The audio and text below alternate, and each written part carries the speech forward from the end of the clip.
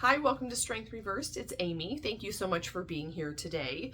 I am feeling better finally. I was sick in my last video and I am inside because I just ran out of time today. Sometimes I get more motivated to do videos in the car or outside where it's hot and I just have to get it done. But I am inside today and I am going to share my very limited Oracle deck collection. I wouldn't even call it a collection. It's just a few Oracle decks that I have. I kind of decided I would do this several months ago and then just never did, which is the story of my life. And I think Jason made a video about his Oracle decks. He has some fantastic ones. That's Tarot by the Pines. Mine, not as fantastic. I'm not an Oracle person. I really like the system of tarot, and Oracle decks seem chaotic, ungrounded a little bit, like the Wild West. It's just lawlessness. I like the organization of a tarot deck. But some of these decks will pop into my head when I'm doing a tarot reading, and I think, let me pull a card from that deck. What does this deck have to say? And sometimes it's a nice way to wrap up a reading, or especially if a reading's maybe a difficult one, you can end on generally a more positive note, because you know Oracle decks tend to be a little more uplifting sometimes. So I'll just share with you my few decks that I have.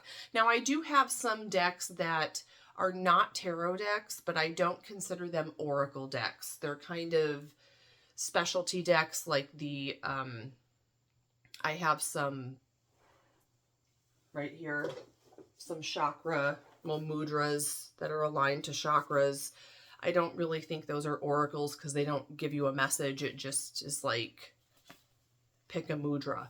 And I have the archetype cards.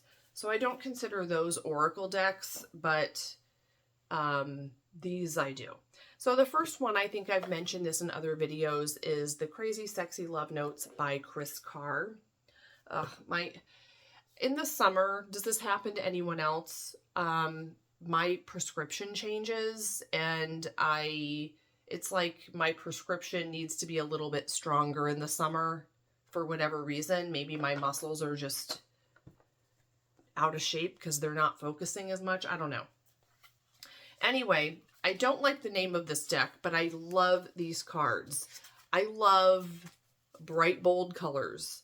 And these cards, I don't know what this card stock is called, but they're thick, they're matte, they're like velvety, they feel good. It's like the whole experience.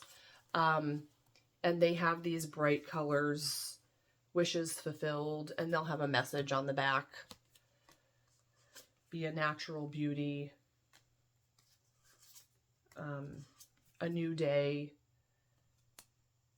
It's so, just even thumbing through them is a little bit of a pick-me-up.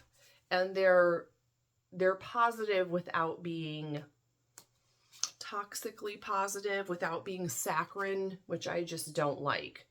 A lot of oracle decks to me venture into that like barfy space where it's like, it's too much. It's too much positivity. Can't take it. Anyway, sometimes I just look through this, or I might have an inkling, like, let me pull a card out of that deck to wrap up this reading, or something like that. So I really like this. I've had it for years. I do not even know. I think I got it like on a clearance table at a bookstore or something. I'm not sure. I know I bought it, but that's that. I think I also got this on a clearance table at a bookstore. These are Zen cards. I used to have these on my desk at school in a failed attempt to become more Zen at school.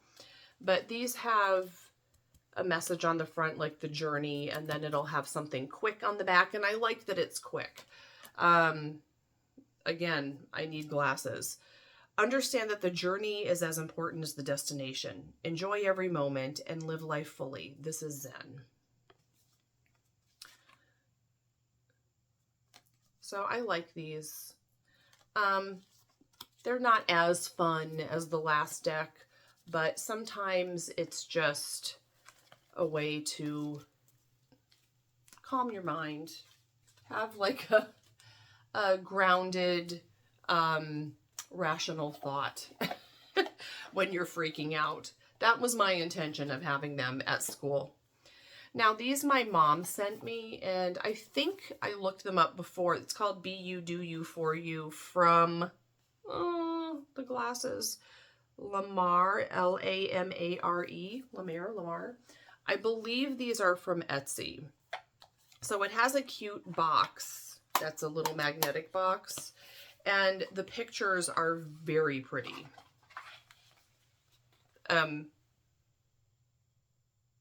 Yeah. It has like her web, or this person's website, Instagram, etc., Pinterest. And now this is just really heavy cardstock that you could probably purchase somewhere, but the pictures are very beautiful. This says, "The universe is filled with endless opportunities for me. I go with the flow and feel my connection to the stream of life." I mean, they're just really pretty, and I like that the pictures are all different. They're not necessarily the same style. I trust my inner voice. Because they are cardstock, though, there's no shuffling them. You just have to kind of mix them around. This one has gilding. I just like these. They're very pretty. Without being, again, I don't think these are over the top cheesy either, which I find a lot of Oracle decks to be. That was a cool one. Anyway, and this person, I don't know why I'm saying her, this person's website is thelamare.com. The Lamare? I don't know. But I like them, so thank you, whoever you are, for making these. My next one, I'm going to call it an Oracle deck. These are Juli at Peekaboo Rose. These are her Cup of Contemplation cards. I got them off of Make Playing Cards. I'm not sure if she still has them up there for purchase. But again, I love the colors. I love how they look. And a lot of these, well, they are all questions. So these are good to, first of all, as journal prompts, as something just to make you think, or as a way to wrap up a tarot reading. Because I always like to end a tarot reading with a homework card or a message, or what do your guides want you to remember or to think about, or what's your next step? Something that's empowering the querent to focus their mind on. How am I living more lightly? How can I be more open to receive inspiration? Who or what is challenging my values? So a lot of them are difficult subjects, maybe, like someone challenging your values. What have I learned? What's an alternative? What am I overthinking? Who can I rely on? And they're such fun. The backs all are the purple, the lavender, and the front are just, they're so fun and colorful. And it's just really simple. It's an elegant, simple deck that you can use a lot of ways. And even just to go through them, this is what I like about Oracle decks. You can just go through and, you know, that's a good question. And it'll get you thinking. And this one, actually, I think Juli sent this to me. And it is so cute. It's called the Crystal Ball Pocket Oracle. And it looks like this. It's such a cute little deck. And it sort of works like a magic 8-ball. So you ask it a question and it'll tell you an answer. It's good for like a yes, no, or a should I, or all the questions that I don't like to ask the tarot. Not necessarily little questions, but just questions. So let's try this. I'm going to give it a shuffle and think of a question. Let me look here. Maybe it doesn't have to be a yes, no. It could be a should I, or just something. And I'm going to pick a card here, and that will be your answer. Okay, that's the answer. You're going in the right direction. Fabulous. There's your sign. So this is my miniature little oracle-y collection, and I'm good. I don't ever look for oracle decks to add to this collection. They just are, or are not.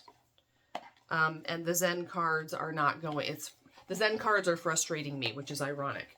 Okay, well, I am going to post one more video next week, and then I'm going to have videos from secret locations a couple weeks from now, so that will be fun. All right, I'll talk to you next time. Bye.